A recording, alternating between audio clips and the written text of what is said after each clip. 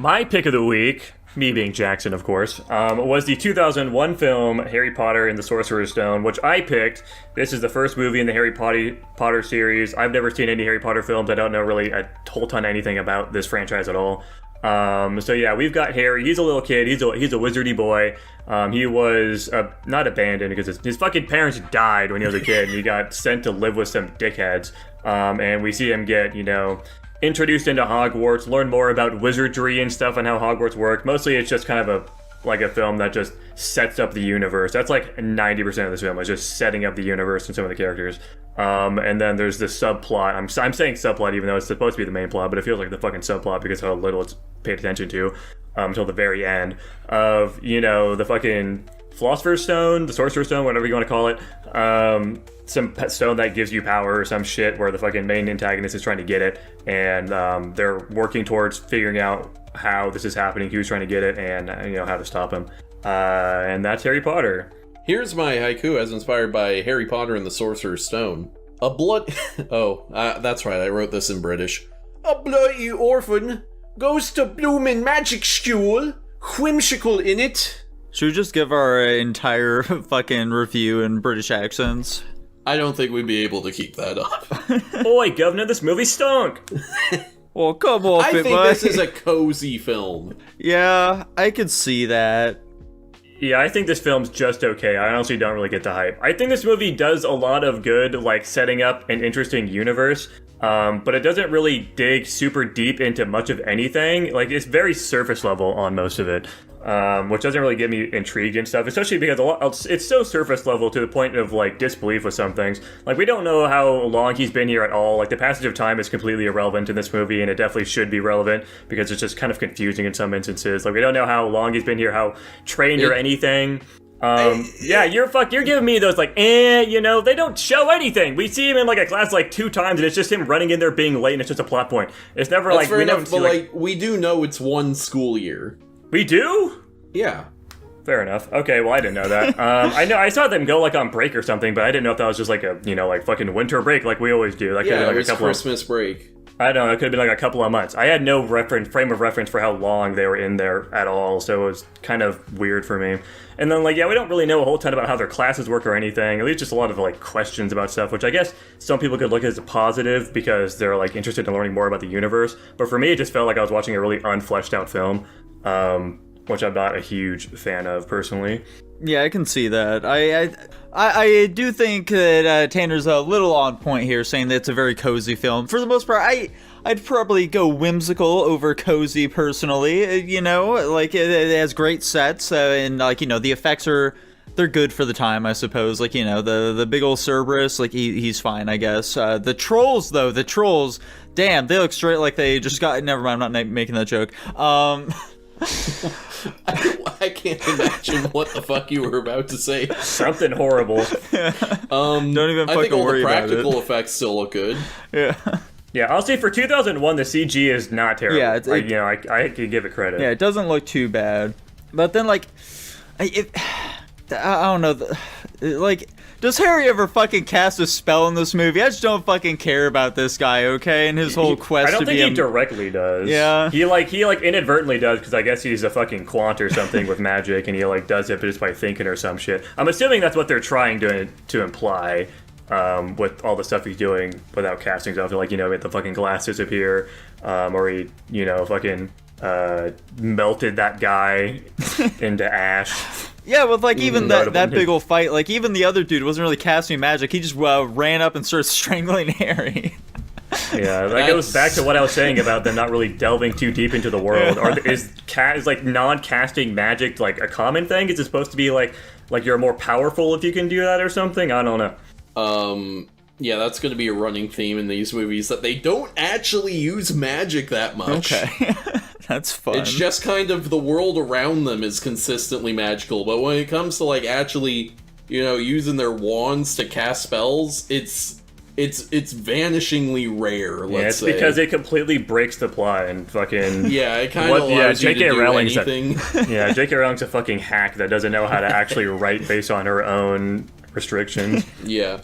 I do agree with Jackson's larger point that this is an exposition dump just as an entire fucking movie. They were like, okay, we're gonna be making at least 7 of these. We need to set up the world.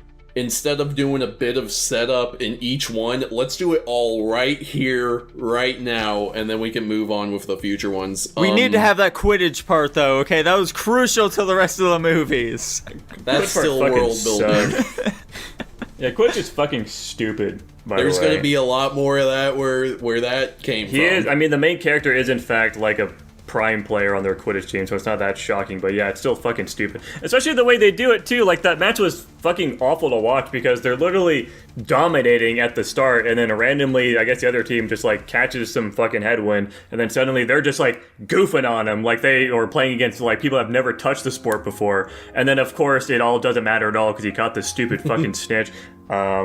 It's really stupid. Yeah, it's also like all these fucking parts where these people are just like dogging on Harry's team and he's just sitting there on his broom giving reaction shots every now and then like, man, I wish I could do something about all this. Yeah, how about the acting, guys? What do you guys think about the acting in this film? I thought the child actors did an okay job. I thought Harry was dog shit. He was not personally. very good. He was really bad. I think that, they were okay for the most part. We've seen much, much worse child acting in the movies we watched so far. So I'm going to say they were passable. But even whenever they're like fucking interacting with an adult or something, it's like night and day how much better the adults are than them. It's because all of the adult actors are like old school, like British theater actors. Like these are like real ass professionals they put these kids with. Honestly, I thought Ron did a pretty good job. I think like some of his like his body language and just like just the way he was presenting himself was pretty good. I think Hermione and Harry were pretty bad, especially Harry. Like Jesus Christ, you're the main character. He's so fucking bad. It was really hard. The problem is Harry, like, doesn't have a personality, because you're kind of just supposed to project yourself onto him as you're reading the books. Like, if you see yourself as kind of smart, he's kind of smart. If you see yourself as kind of athletic, he's kind of athletic. He's a really blank slate protagonist. Yeah, this is just fucking isekai protagonist, except it's a wizard world and not an alternate universe. Dude, that's what I was saying before. Harry Potter is just Naruto, man. Naruto. Naruto. Is Harry Potter an isekai though? No. I think it kind of is. I don't think it is in any sense of the idea.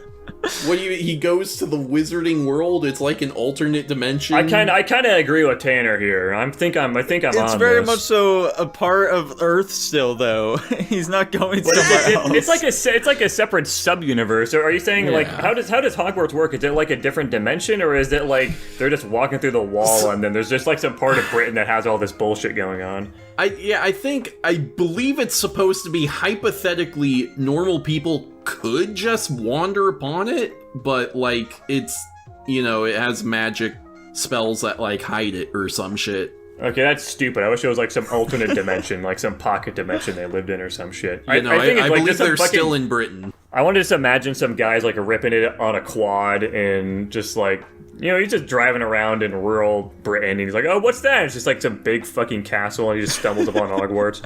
He's like, what the hell is going on? What the fuck? Are Muggles able to see like all this magic shit that's going on? Or do they just interpret it as something else like in Percy Jackson? A lot of shit, like magical creatures and whatever, they're just like invisible to people.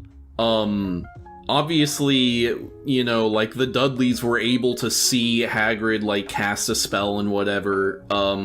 Hypothetically, Muggles can just see them doing shit. In later films, this will become a much bigger plot issue where it's like, okay, how are people not seeing this shit? Yeah. But like, for now, let's not worry about it. Okay.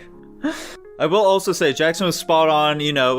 Tanner previously mentioned Jackson being spot on about like some shit. There's another big thing that Jackson's spot on about here, though, which is that Snape is absolutely a pedophile.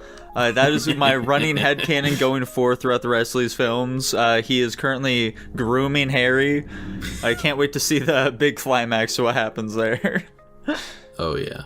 Yeah, that Jackson doesn't crazy. even know, like, any of the, like, literally the most mean-to-death spoiler in movie history, aside from, like, Star Wars, is a Harry Potter one, and I don't think he knows it. Yeah.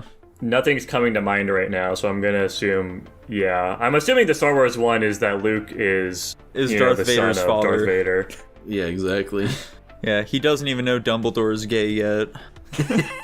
All I know about Dumbledore is that he shouts, but it's like quiet or something, I think, in the book. I don't know. Okay. Or there's like some bit about it where Yeah, like he's- Dumbledore like screams in the movie or Yeah, something, yeah. or like he... He's talking about the fucking, yeah, it's when he runs and he's like, hey, look over far! You know, that whole part. Yeah, I didn't catch any of that because you fucking cut out, but the audience is gonna love that bit. Oh, they're gonna be think big fans. It's fucking hilarious. I will give Harry Potter some credit here with like just how much it's like really pierced the cultural zeitgeist. I've only seen the second Harry Potter movie prior to this, but the entire time I was just fucking spouting off random bullshit about Harry Potter. I'm sure it's just fucking annoying Tanner and Jackson to death with it. Nah, I was doing that shit too. Fantastic. Yeah, I'm indifferent. Anyway, I guess we're ready for the rankings. I guess That's so. what Dylan have to say. Yeah, allegedly. What did Dylan have to say? I know that I've always wanted to get around to watching Harry Potter and its series in its entirety.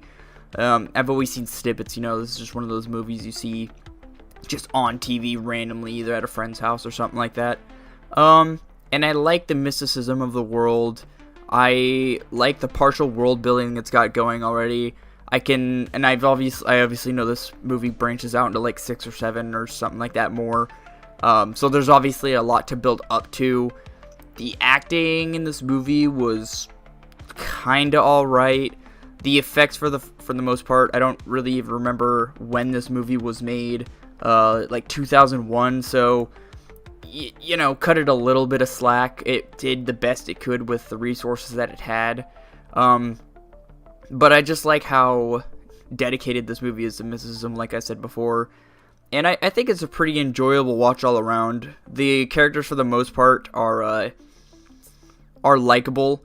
You obviously have the annoying family in the beginning. I think they're purposely hard to like. But I actually, I'm gonna skip back to the whole acting bit. And, I remember one part, I think, when they were walking into the mess hall or something like that. It was like Hermione was saying something about some kind of Hogwarts history, something like that. And like for some reason they decided to keep in, like, even though she botched the line, you could like hear her like hesitate. Anyway, maybe not as important detail, but yeah, I found this fairly entertaining. I've always found the idea of Harry Potter entertaining. I didn't think it was great, but I'm assuming that with this movie getting subsequent sequels and whatnot, maybe the books did well, I don't know, that I guess the sequels have something to offer. So yeah, that's my thoughts on Harry Potter. Wow, it sounded like he enjoyed the movie a decent bit. He gave it a B+, just like Head of State. Holy shit. Them being in the same tier as him is pretty funny. Yeah. Or for him. Funnily enough, I also gave it a B+. No way. Personally, I gave it a B. You motherfucker. I wanted to say B first, you piece of shit. Now people are gonna think I'm copying you. You're always copying me. That's never changed. Anyways, that puts it at a B+ overall. Wow. I honestly expected higher for this, to be honest. I thought Dylan was gonna like nostalgia give this like a fucking S or some shit. I actually don't know if Dylan has seen these movies before. I just assumed everyone has except for me personally. Yeah, that'd be funny if we've all fucking messed up, because I've maybe only seen like up through 4. I don't know if I've actually seen Order of the Phoenix or the other ones beyond that. Okay. Do they supposedly get better with time, or is this like the peak? I have zero I have clue. no idea. I don't know what the Okay. general Potterheads consensus is on how good the movies are. I don't remember people being like, damn, they fucked up the ending, so let's assume they get better. Yeah. Oh, actually, I think that there's one that people say is really fucking boring because nothing happens in it, but that's all I know. I think that's Order of the Phoenix. Yeah, maybe. I simply don't know, man. I just don't know. You're not gonna I mean, I don't think you're gonna choose any other ones anytime soon, but we're not gonna watch these out of order, are we? I'm picking the 4th one if I'm picking another my one at some God. point. The only reason I picked this one in the first place is because I wanted at least some context to what the fuck would be going on in the 4th movie. Because the 4th movie is the one I want to watch. That's the one that's got the fucking hedge maze they're going through that fucking eats them. That's the only scene I give a shit about. That's the whole reason I want to watch this franchise at all. Classic Jackson. Always want to pick these fucking movies out of order, completely ruining any sort of attachment you can get to these characters. You guys are welcome to pick the next two before I pick the fourth. You guys are welcome. I probably will sacrifice a pick next month to help us along there.